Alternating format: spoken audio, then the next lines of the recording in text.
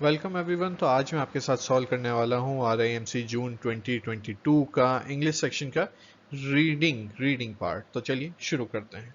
अब देखिए, reading section की अगर हम शुरुआत करें तो हमारा जो पहला क्वेश्चन था वो एक पैसेज बेस था। पैसेज बेस के अंदर हमारी शुरुआत होती है, एक पर्सन वो एक्स्ट्रॉर्डनरी बन जाता है जब वो गिव अप कर देता है अपनी लिबर्टी। लिबर्टी मतलब कि अपनी आज़ादी, कोई ऐसी चीज के लिए जो उसको बहुत ज्यादा पसंद आती है। ही इंडीड इंजॉयज द प्रोसेस, मतलब उसको प्रोसेस जो होता है उस काम को सीखने का वो उसे बहुत ही ज्यादा पसंद आता है। वो उसे अपना अनडिवाइडेड मतलब कि पूरा का पूरा ध्यान उसके अंदर लगा देता है without making an conscious efforts, जैसे कि आप लोग अपनी प्रिपरेशन के अंदर लगाते हैं। कोई कॉन्शियस एफर्ट्स नहीं लगाने हैं भाई, मुझे पढ़ के बैठना ही है, नहीं, आपको चीज पसंद आ रही है, that is without conscious efforts. Here the term conscious effort, मतलब कॉन्शियस एफर्ट जानबूझ करके कोशिश करना, इसका मतलब ये होता है कि वो डिफ्रेंशिएट करता है गुड और एक्स्ट्राऑर्डिनरी के बीच में। एक्स्ट्राऑर्डिनरी पर्सन कौन होता है? जो अपने आप ही उसकी इच्छा हो जाती है काम करने की। गुड कौन होता है? गुड वो होता है जिसको कॉन्शियस एफर्ट्स डालने पड़ते हैं।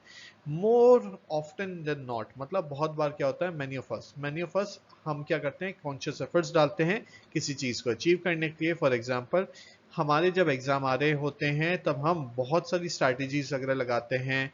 हम क्या करते हैं, वेकअप करते हैं अर्लियर, मतलब कि हमारे को पढ़ाई के लिए ज़्यादा जल्दी उठना पड़ेगा, सीरियस एफर्ट्स डालने पड़ेंगे। ठीक है, हमारे को लेसन को रिमेंबर करना पड़ेगा, हमारे को ये सारी चीज़ें करनी पड़ती हैं।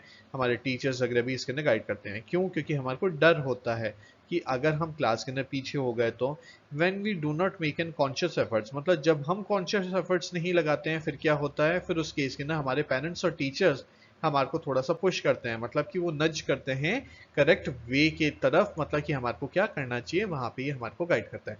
At the end of the day, मतलब हमारा हमारा जब जब हमारे को डिसाइड करना होगा क्या, कि भाई we end up being good और bad at what we do, मतलब ये जो सारे फैक्टर्स होते हैं, कॉन्शियस एफर्ट्स, पेरेंट्स की गाइडेंस वगैरह, उससे हमारे को ये समझ में आता है कि हम गुड होंगे, बैड होंगे।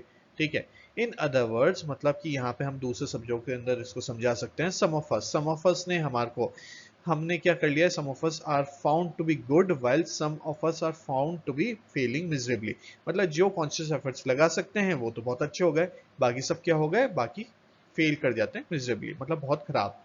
ठीक, फिर इसके बाद में हमारे को दिखा हुआ है लेकिन इनके अलावा भी कुछ एक्स्ट्रॉर्डनरी एक्सेप्शनल लोग बाग होते हैं। उनके पास में क्या होती है, उनके पास में काबिलियत होती है, स्किल होती है कि उनको कॉन्शियस एफर्ट्स नहीं लगाने होते हैं।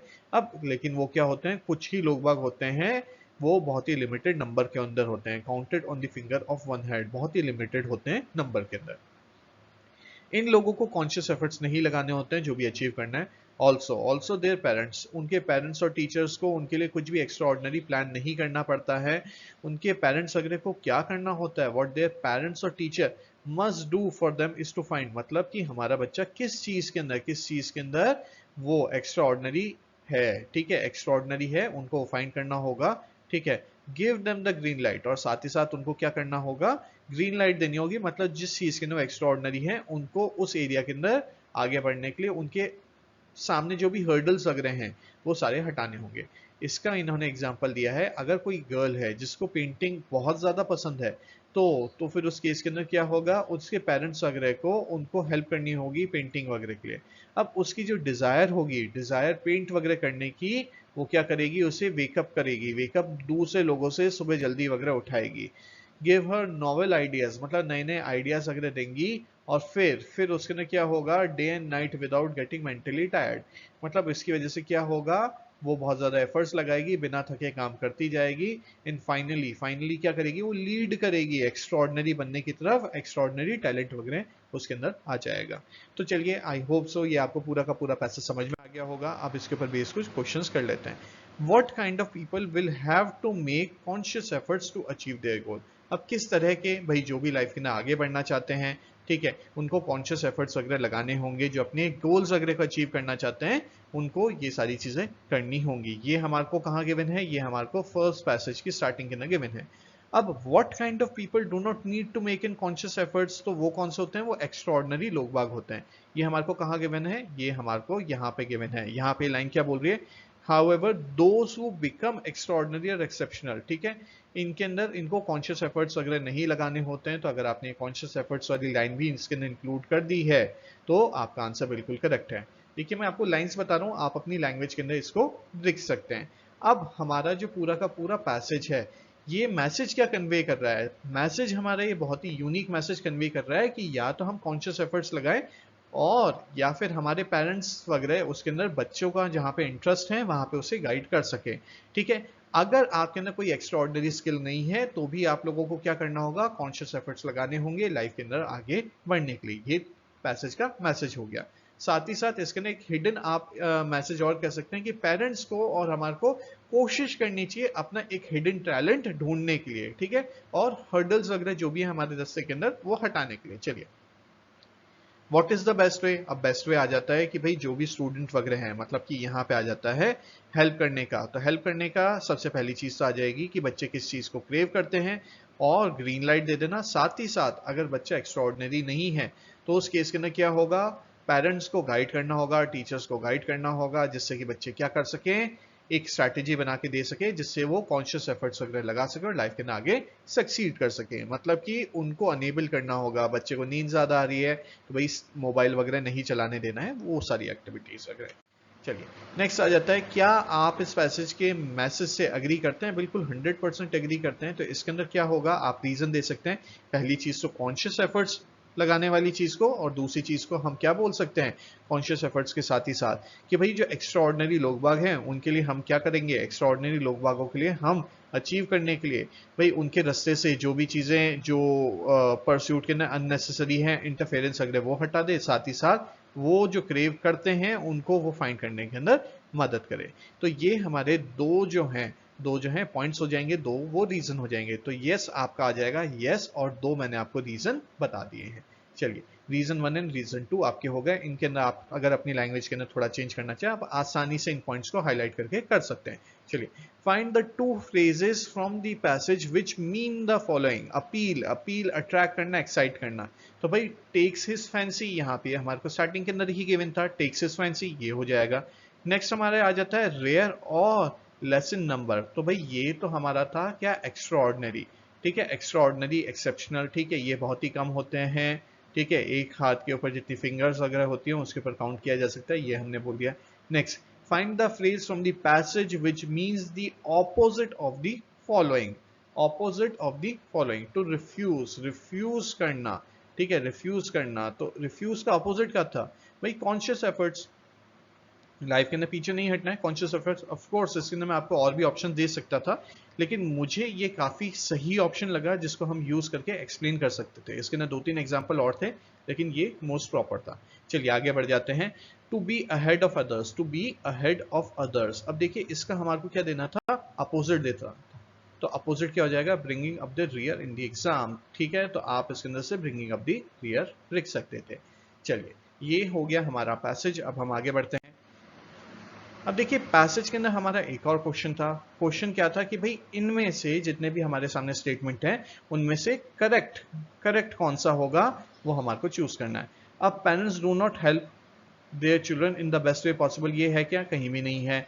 अब इसके बाद में आ जाता है the extraordinary student must play piano, ये कहीं गिवन है क्या? नहीं है। इसके बाद में आ जाता है our parents need not wake us up all the time, ये कहीं गिवन है क्या? इन्फ्रेंस भी ड्रॉ कर सकते हैं क्या? नहीं। तो हमारा केवल और केवल एक बचता है, those who make conscious effort sometime fail. Sometime fail मतलब वो ढंग से एफर्ट्स वगैरह नहीं डाल पाते हैं, तब कभी कभार वो फेल हो जाते हैं। तो ये हमारा करेक्ट ऑप्शन हो जाएगा।